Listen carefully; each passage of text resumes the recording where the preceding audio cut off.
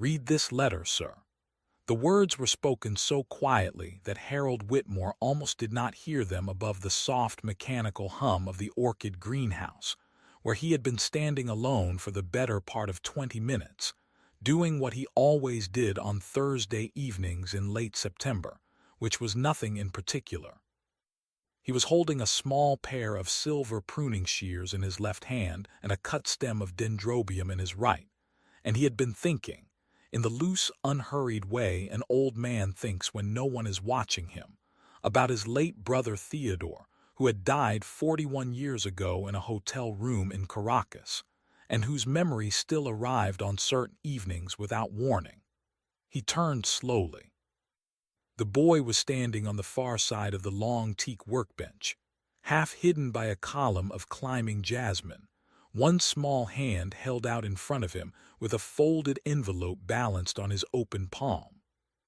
He was perhaps 9 years old, maybe 10, in a clean denim jacket that had been buttoned all the way to the throat against a chill the boy had walked through to reach this particular greenhouse on this particular evening, and his shoes had been wiped carefully on the small mat outside the side door, which Harold knew, because the mat was visible from where he stood, and the mud he had tracked across it earlier had been recently disturbed by smaller feet. Harold did not recognize the boy immediately. The estate covered 1,100 acres, and the staff who tended the grounds, the stables, the kennels, the orchards, and the small private chapel that his grandmother had built in 1923 numbered just over 60 people on any given week. He could not be expected, even by the most demanding standards of an old-school household, to know every face that moved through the lower paths of the property.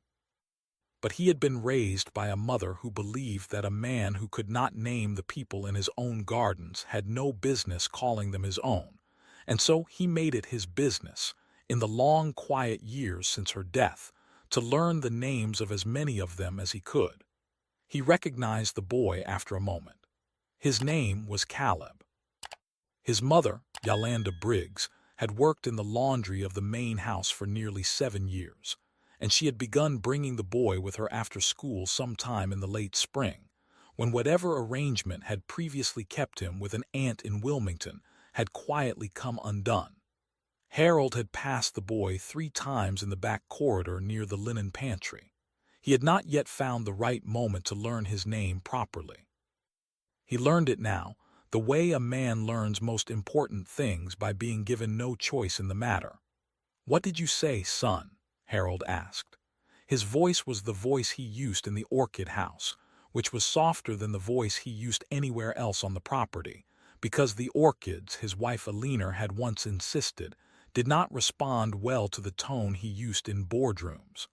The boy did not lower his hand. The envelope, Harold could see now, was a small cream-colored thing of the kind sold in dime stores, sealed with a strip of ordinary household tape along the upper flap, and the boy's hand was trembling very slightly, not from fear, Harold thought, but from the considerable effort it took for a 9-year-old to stand in an orchid greenhouse on a Thursday evening and hand a folded letter to a man whose name was carved above the front gates of the road he had walked up to deliver it. "Read this letter, sir," the boy said again, more clearly this time. "I think you need to read it before tomorrow morning, before the meeting, please." Harold Whitmore was 76 years old. He had presided over Whitmore Continental Energy for 48 years. He had been handed many letters in many quiet rooms by many people who believed their letters were important. He had learned over the course of those decades that almost none of them were. But he had also learned, by paying close attention to the shape of a hand and the weight of a silence, the small unmistakable difference between a letter that was unimportant and a letter that was simply being delivered by someone too small to be listened to. He set the pruning shears down on the teak bench. He set the dendrobium stem down beside the shears. He reached across the workbench and took the envelope from the boy's hand. The envelope was lighter than he expected. Harold turned it once in his fingers, the way he turned any document handed to him in any circumstance, examining first the seal and second the weight, and third, the small particular smell that paper picked up from the place where it had been kept. This envelope smelled faintly of laundry soap and a child's pocket, which told Harold that the letter inside had been carried close to the boy's body for some hours before it had arrived in the greenhouse, and that wherever the boy had been keeping it, he had been keeping it carefully. There was no name on the front of the envelope. There was no name on the back. The tape along the upper flap had been pressed down with the small, unsteady pressure of a child's thumb, and there was a faint half-circle of fingerprint visible in the adhesive where someone, the boy presumably, had checked at least once that the seal was holding. "Caleb," Harold said quietly, and he watched the boy's eyes widen slightly at the sound of his own name, the way the eyes of a child widen when an adult he has only seen from a distance turns out to know more about him than he had expected. "Where did this letter come from?" The boy hesitated. He glanced once toward the side door of the greenhouse, the small reflexive glance of a child measuring the distance between himself and the path that led back toward the laundry building, where his mother had almost certainly told him to stay this evening, and where she almost certainly did not know he had gone. Then he seemed to decide something inside himself, the way Harold had seen grown men decide things in the small private moment before they signed contracts they could not undo, and he met Harold's eyes. "I can't tell you where I found it, sir. Not yet. I have to make sure you read it first, because if I tell you where I found it before you read it, you might not read it, and then it won't matter where I found it." Harold looked at the boy for a long moment. He was, despite himself, somewhat impressed. The logic was the logic of a child, but it was the logic of a child who had been thinking about the problem for some considerable time before he had walked up the long gravel path to the greenhouse, and who had arrived at the only sequence of events that made sense from inside his particular set of constraints. Harold had built a great deal of his career on recognizing that kind of thinking in people, and he had learned not to dismiss it simply because the person doing the thinking happened to be 9 years old. "All right, Caleb," he said. "I will read the letter, but I would like you to stay in this greenhouse while I read it. Will you do that?" "Yes, sir." "Sit down on that stool by the door. Don't go anywhere.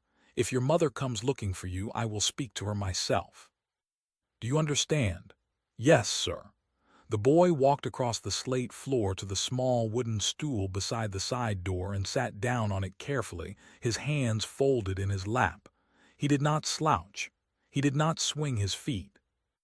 He sat with the small, upright stillness of a child who had been taught that the way a person held himself in an unfamiliar room said something true about the way that person had been raised. And he had been raised, Harold could see now, by someone who took the matter seriously. Harold turned back to the workbench. He pulled a small pair of reading glasses from the breast pocket of his cardigan, the cardigan Alina had given him for his 65th birthday, and which he still wore on Thursday evenings because Alina had liked the color, and he settled the glasses carefully on the bridge of his nose. He picked up the silver pruning shears from the bench and used the tip of one blade to slit the tape along the upper flap of the envelope. He set the shears back down. He drew out a single folded sheet of plain white paper. He unfolded it. The handwriting was not a child's. It was the handwriting of an adult, and it was the handwriting of an adult who had been trained at some point in her life to write the way certain women of a certain generation had been trained to write, with the small precise loops on the lower case G's and the careful crossbars on the T's that came from convent schools and Catholic primary academies of a certain decade. Harold recognized the style immediately because his own mother had written that way, and his mother-in-law had written that way, and Alina herself, when she had been alive and writing letters at the small rosewood desk in the morning room, had written that way also. The letter was not long. It was perhaps 14 lines.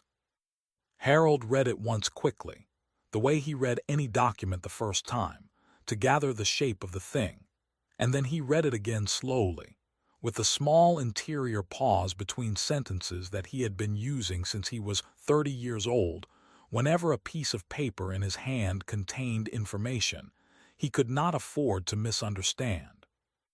When he finished reading it the second time, he stood very still for a long moment with the letter in his hand, and he looked out through the south wall of the greenhouse, where the long evening light was falling across the cutting garden in the particular way it fell only in the last 10 days of September. The letter said this: Mr. Whitmore, my name is Patricia Donnelly. I worked as a personal secretary in the executive offices of Whitmore Continental Energy for 19 years. I retired in 2019. I am writing to you because I do not know who else inside the building I can trust with what I am about to tell you, and because the boy who is bringing you this letter is the grandson of a woman I have known since we were both girls in Brooklyn, and I trust her grandson the way I trust her, which is completely. I am dying. The doctors have given me perhaps 4 weeks. I am writing this letter from a hospice in Trenton because there are things I have known for 11 years that I should have brought to you when I first knew them. And I did not, because I was afraid, and because the man who would have been hurt by what I knew is the same man who paid for my mother's nursing home in her last years. And I told myself for a long time that the silence I was keeping was a small repayment of a kindness, and not what it was, which was cowardice. The board meeting that you are scheduled to chair tomorrow morning at 10 o'clock concerning the proposed divestiture of the Marlin Bay holdings is not what it appears to be. There are 3 documents that have not been shown to you. Mr. Vance has them in the locked credenza behind his desk on the 4th floor. The credenza is the one with the brass inlay along the upper drawer. The key is in the small ceramic dish on the bookshelf above his coat rack, behind the photograph of his daughter at her wedding. I am sorry I did not come to you sooner. Please be careful tomorrow. The vote you are about to take will cost you your company if you take it without seeing what is in that credenza. May God forgive me for waiting so long to write this letter. Patricia Donnelly, September the 23rd. Harold lowered the letter slowly. He took the reading glasses off, folded them carefully, and slipped them back into the breast pocket of his cardigan. He stood at the workbench for what felt to him like a long time, but was probably no more than 15 seconds, looking at the small cut stem of dendrobium that lay beside the silver shears. And he thought, in the strange detached way a man's mind sometimes goes when it has just been handed something heavy, that he had been about to walk back to the main house in another 10 minutes to have a small glass of sherry before dinner, and that he was now not going to have the sherry, and that he was probably not going to have the dinner either. Bernard Vance was his chief operating officer. Bernard Vance had been his chief operating officer for 22 years. Bernard Vance was the godfather of Harold's only living grandson. Harold folded the letter once along its original crease. He did not fold it twice. He had learned long ago that documents which might one day be read by other people in other rooms should not be folded more than they had been folded by the person who wrote them, because the small creases a man added in a moment of agitation became, in the wrong courtroom, a kind of evidence about the state of his mind when he had first read the thing. He slid the letter back into its envelope. He set the envelope down on the teak workbench beside the dendrobium stem and the silver shears. Then he turned and looked at the boy. Caleb was still sitting on the small wooden stool beside the side door. His hands were still folded in his lap. He had not moved. His eyes were not on Harold's face. They were on the slate floor about 3 feet in front of his shoes, in the small, careful way a child keeps his eyes lowered when he has just delivered something he understands to be important, and he is now waiting for an adult to tell him what comes next. "Caleb," Harold said. The boy looked up. "I want you to tell me how this letter came into your hand. I want you to tell me the truth. I am not angry with you. I am not going to be angry with you regardless of what you say. But I need to know exactly how this letter found its way from the woman who wrote it to the place where you and I are standing right now. Can you tell me that?" The boy nodded slowly. He took a small breath, the careful preparatory breath of a child who has been rehearsing his answer for some hours and is now relieved that he has finally been asked the question. My great-aunt Patricia, she's my grandma's best friend from when they were little. My grandma calls her Patty. She's been in a hospice in Trenton for about a month now. My mom drives my grandma down to see her every Sunday after church. Last Sunday, when they came back, my grandma was crying in the kitchen, and she gave me an envelope, and she said that Aunt Patty had asked her to make sure it got to a man named Mr. Whitmore, and that I was the only person in the family who could do it because I was the only one who came to the property, and that I had to give it to you with my own hands, sir, and that I couldn't give it to anybody else, not your secretary, not your butler, not anybody. She said Aunt Patty made her swear on a Bible. The boy paused. His hands were no longer folded. They were gripping the edge of the wooden stool on either side of his thighs, the small white-knuckled grip of a child who had been carrying a secret for 5 days and was now, with great relief, putting it down. I had it in my jacket since Monday, sir. I tried to find a way to get to you on Monday and Tuesday and Wednesday, but I didn't know where you were. Today my mom told me you came down to the Orchid House on Thursdays. I waited until after my homework. I walked down the gravel road. I am sorry if I shouldn't have come this way, sir, but I didn't know any other way. Harold looked at the boy for a long moment. He thought about a great many things in the space of that moment. He thought about Patricia Donnelly, whom he remembered now, a small, quiet woman who had brought him coffee for 19 years, and who had once, in the winter of 2009, sent him a Christmas card with a photograph of her mother on the front. He thought about Bernard Vance and the credenza with the brass inlay, which Harold had himself helped pick out from a furniture dealer in Boston in the autumn of 2003. He thought about the meeting at 10 o'clock tomorrow morning, and about the proposed divestiture of the Marlin Bay holdings, which the board had been studying for nearly 7 months, and which had seemed, until perhaps 90 seconds ago, to be a routine if substantial decision. He thought, finally, about Eleanor. Eleanor had not liked Bernard Vance. She had never said so directly, because she had been raised in a household where direct opinions about the people her husband had chosen to trust were considered a kind of intrusion. But Harold had known her well enough, over the 43 years of their marriage, to read the small particular silence she fell into whenever Bernard's name came up at dinner, and to understand that the silence meant something. He had asked her about it once, perhaps a decade ago, on a quiet Sunday afternoon in the morning room, and she had looked up from the small needlepoint she was working on, and she had said, in the careful voice she used when she was trying to tell him something she did not want to be wrong about, that Bernard was a man who had learned the gestures of friendship without ever quite learning the thing itself. Harold had laughed at the time. He had told her she was being unfair. He had not laughed about it since she died, because he had begun to notice, in the long, quiet years afterward, that Eleanor had been almost always right about the people she had withheld her warmth from, and that her warmth had been, in its way, the most reliable instrument of judgment in their entire household. Harold drew a long, slow breath. He looked at the boy on the stool. "Caleb," he said, "you have done a very important thing tonight. I want you to understand that because I do not think anyone has yet told you exactly how important. The woman who wrote this letter trusted you to bring it to me, and you brought it. That is not a small thing.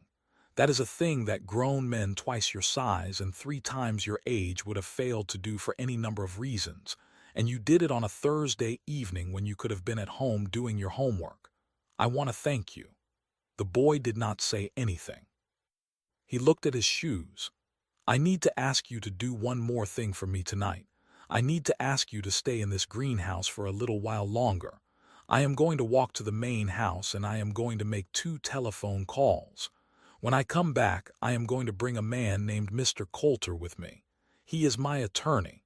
He is going to want to speak with you briefly. He is going to write down what you have just told me, and he is going to ask you to sign your name at the bottom of the paper when he is finished. Is that all right?" "Yes, sir." I am also going to send your mother a message that you are with me and that you are perfectly safe and that I have asked you to stay a little longer because you are helping me with something. I do not want her to worry. Do you understand? Yes, sir. Good. I will be back within 15 minutes. Harold walked carefully across the slate floor of the greenhouse. He paused at the side door and looked back at the boy once more. Caleb was sitting upright on the stool, his hands folded again in his lap, his eyes lowered to the floor in front of him, in the same small, composed posture he had been holding since he had arrived.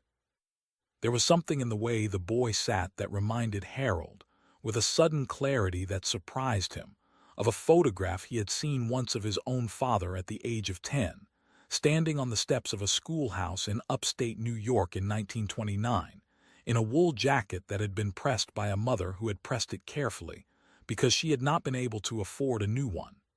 Harold pushed open the side door. He stepped out into the cool September evening. He walked back up the gravel path toward the main house, and he walked, despite his age and his sciatica and the small constant ache in his left hip, more quickly than he had walked in perhaps a year. The main house was perhaps 400 yards up the gravel path, set into a low rise of lawn that gave it, from this distance, the quiet, imposing weight of a building that had been standing in the same place for 130 years, and intended to stand for 130 more. Harold did not enter through the front. He walked around the long curve of the eastern terrace and let himself in through the side door of the conservatory, which connected to a narrow service corridor that ran behind the formal dining room and emerged near the small back staircase that led to his private study on the second floor. He had not used this route in many years. He had walked it tonight because he did not, for reasons he was not yet prepared to examine too closely, wish to be seen entering his own house through the front door by anyone who might happen to be standing in the main foyer, including the night staff, including the 2 security men who manned the gatehouse, and including, in particular, anyone who might later be asked to describe the manner in which Harold Whitmore had returned from the orchid greenhouse on the evening of September the 24th. He climbed the back staircase slowly. His left hip was protesting. He ignored it. He reached the second floor and walked the length of the dim, carpeted corridor to the small oak door of his private study, and he let himself in and closed the door behind him and turned the brass key in the lock. The study was the only room in the house that Eleanor had decorated entirely to his own preferences, rather than to her own. It contained a partner's desk that had belonged to his grandfather, 2 leather wing chairs that he had bought at an estate sale in Connecticut in 1981, a small drinks cabinet that he no longer opened in the evenings, and a single bookshelf along the eastern wall that held the books he actually read as opposed to the books that the public rooms of the house were required, by certain unspoken rules of his class, to display. There was no telephone on the desk. The telephone he intended to use was in the bottom drawer of a small mahogany filing cabinet beside the window. He opened the drawer. He removed the small black telephone that had been installed there in 1994 and that connected, by a private line that did not pass through the house's central switchboard, to exactly 3 numbers. He set the telephone on the desk. He sat down in the chair behind the desk. He picked up the receiver. He dialed the first number. The line rang twice. A woman's voice answered, the voice of an elderly woman who had been answering this particular line for 31 years and who answered it now with the same calm, efficient courtesy she had answered it with on every previous occasion. Coulter residence. Margaret, it is Harold. Is he in?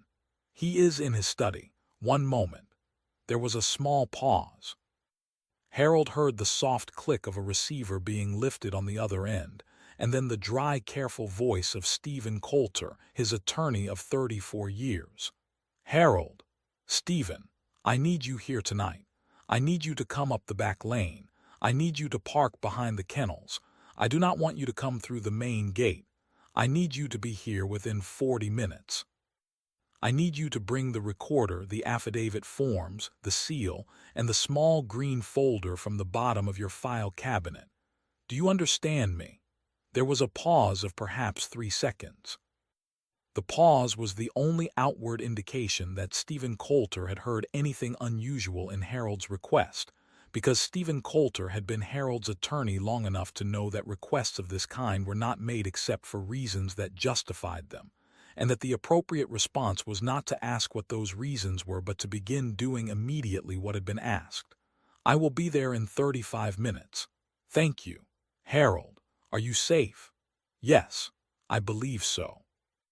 But I also believe that I have been wrong about a great many things, and I am about to find out exactly how wrong. Bring the green folder." "I understand." The line went quiet. Harold set the receiver down. He sat for a moment in the leather chair behind the desk, his hands flat on the green blotter, and he allowed himself to feel, for the first time since he had unfolded the letter in the greenhouse, the small cold weight of what was happening to him. Then he picked up the receiver again and dialed the second number. The second number rang 4 times before it was answered. The voice that answered it was the voice of a man named Wendell Pryor, who had been the head of internal security for Whitmore Continental Energy for 19 years, and who lived in a small brick house on the southern edge of the estate that Harold had built for him in 2008 as part of the arrangement under which Wendell had agreed to leave a long career in federal law enforcement in order to come and work for a private family. "Mr. Whitmore." "Wendell. I need you to do something for me tonight. I need you to do it quietly. I need you to do it without speaking to anyone else on the security staff. Are you in a position to listen carefully right now?" "Yes, sir. Go ahead." "At approximately 6 o'clock tomorrow morning, before any member of the executive floor staff arrives at the building, I need you and one man you trust personally to enter the 4th floor executive suite, specifically Bernard Vance's office. I need you to photograph the contents of the locked credenza behind his desk, the one with the brass inlay along the upper drawer. The key is in a small ceramic dish on the bookshelf above his coat rack, behind a framed photograph of his daughter at her wedding. You are not to remove anything. You are to photograph every document inside that credenza, in the order in which it is stored, and you are to replace everything exactly as you found it. You are then to leave the suite, lock the outer door behind you, and bring the photographs directly to me at the house. Do you have any questions about that instruction?" There was a pause of perhaps 2 seconds. Wendell Pryor had spent 26 years in the FBI before he came to work for Harold. He had been given many unusual instructions in his life. He had learned in the long course of his career that the appropriate response to an unusual instruction from a man like Harold Whitmore was not surprise. "No, sir. I will be at the building at 5:45. I will use the rear service entrance. The man I will bring is named David Aguilar. He is my second. He has been with us for 11 years. I trust him with my own house." "Good. One more thing. Between the time you hang up this phone and the time you arrive at the building tomorrow morning, I do not want you to speak to Bernard Vance under any circumstances. If he calls you, you do not answer. If he sends you a message, you do not respond. Is that clear?" "Yes, sir." "Thank you, Wendell, sir." "Yes. Whatever this is, I have been waiting for it for a long time. I want you to know that. Good night." The line went quiet. Harold set the receiver down a second time. He sat for a long moment in the chair behind the desk, looking at the small black telephone, and he thought about what Wendell had just said to him. He had not entirely understood the words at first. Then, with the slow gathering clarity of a man who had been refusing for some years to notice certain small particular things about the people around him, he understood them perfectly. Wendell had been watching Bernard Vance for some time. Wendell had been watching him without being asked. Wendell had been waiting for a reason to bring what he had been watching to Harold's attention, and that reason had not yet come, and so Wendell had said nothing. But Wendell had been ready, because Wendell, in the long, quiet way that good men of his particular profession knew how to be ready, had understood that the day would arrive. Harold stood. He walked to the small drinks cabinet against the wall. He did not open it. He had not opened it in 11 months, since the morning his physician had told him that the small irregularities in his heart had become slightly less small, and that the bourbon he had been drinking every evening since 1968 was now, at his age and in his condition, a luxury he would have to give up if he intended to see his great-grandchildren reach their adolescence. He turned away from the cabinet. He walked to the door of the study. He unlocked it. He stepped out into the corridor. He had one more thing to do before Stephen Coulter arrived, and it was the hardest thing he was going to do all evening. He walked down the long corridor to the south wing of the second floor, where Eleanor's morning room had been preserved exactly as she had left it on the morning she had gone into the hospital for what they had been told was a routine procedure, and from which she had not returned. The door to the room was always closed. Harold did not enter it often. He entered it perhaps 3 times a year, on her birthday and on their anniversary and on the anniversary of her death, and he sat in the small upholstered chair beside the window for an hour or so on each of those occasions. And he did not weep, because he had done his weeping in the first year after she had died, but he sat in the chair, and he allowed himself to feel her absence in the room she had occupied more completely than any other room in the house. He was not entering the room tonight to sit in the chair. He was entering it because Eleanor had kept a small writing desk against the eastern wall, and in the bottom drawer of that desk, in a leather portfolio that he had not opened in 19 years, she had kept her own private correspondence with the small number of people she had trusted in her life. He needed to know whether Patricia Donnelly's name was in that portfolio. He opened the door. He closed it behind him. The room smelled faintly of the dried lavender that Marguerite, the housekeeper, replaced in the small porcelain dish on the writing desk every 6 months, the way Eleanor herself had replaced it for 38 years. The lamp beside the chair had not been turned on. The evening light coming through the western window was soft and gray, and the color of a particular kind of memory. He walked to the writing desk. He opened the bottom drawer. The leather portfolio was where Eleanor had left it, in the same place she had always kept it, beneath the small bundle of Christmas cards from her sister in Maine, and above the slim folder of letters from her father that she had been unable, in the end, to throw away.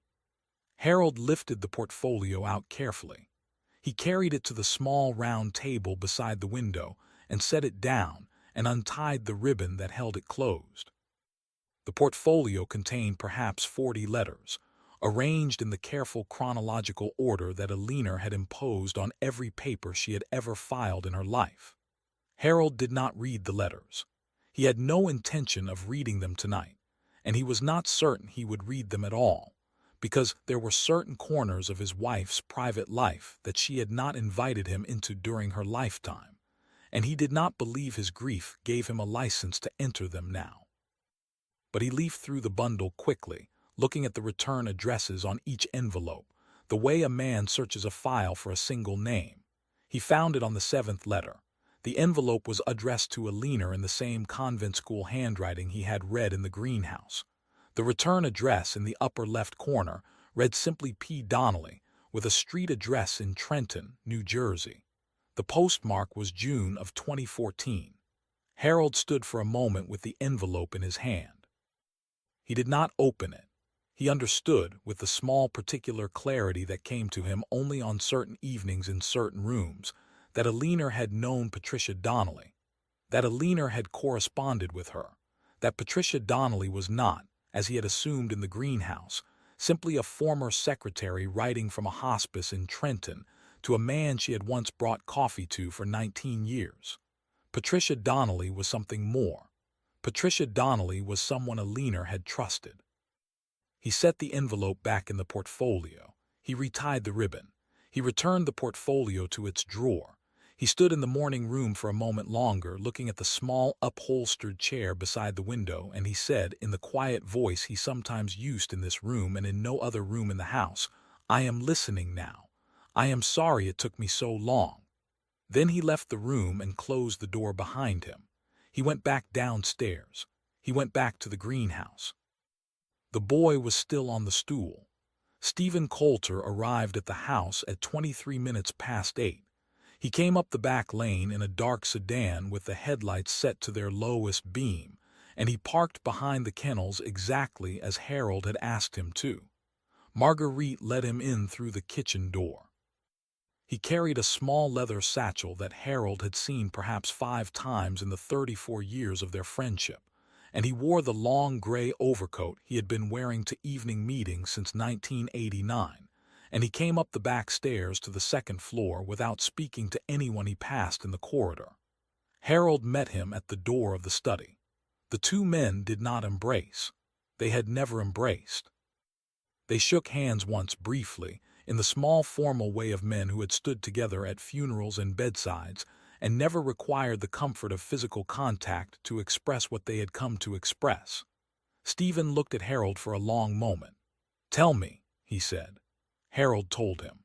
He told him in 14 minutes, sitting in the leather wing chair beside the empty fireplace, with the small black telephone on the desk and the envelope from the greenhouse on the table between them. He left nothing out. He showed Stephen the letter. He told him about Wendell.